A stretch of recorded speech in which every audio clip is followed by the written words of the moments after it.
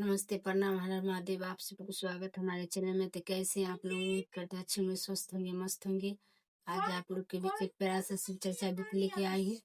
आप हमारे चैनल पर जाइए, सुनिए। अच्छा लगे तो लाइक कमेंट शेयर जरूर कीजिएगा। नए हो तो चैनल को सब्सक्राइब कर दीजिएगा। धन्यवाद। भोला बाबा बसहा पर होई के सवार आवेली। भोला बसहा पर होई के सवार आवेली।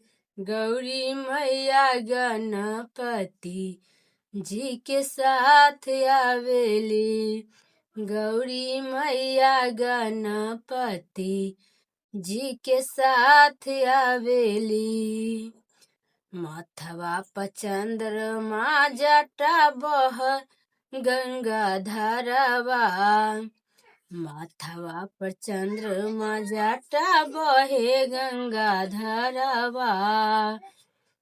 उनका गलवा में सप बाकी नाग डोलेला। उनका गलवा में सप बाकी नाग डोलेला।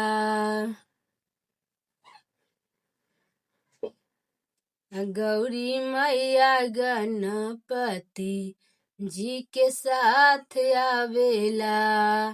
गौरी मैया गणपति जी के साथ आवेला। भोला बसहा पर होई के सवार आवेला। गौरी मैया गणपति जी के साथ आवेली।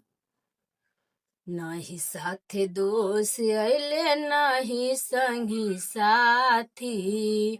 नाही साथे दोष अइले नाही संगी साथी।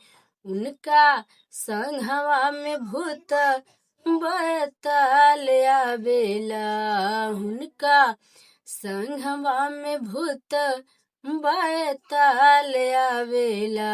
गौरी मैया गणपति जी के साथ आवेला। गौरी मैया गणपति जी के साथ आवेला। भोला बसहा पर होई के सवार आवेली। गौरी मैया गणपति जी के साथ आवेली। गौरी मैया गणपति जी के साथ आवेली।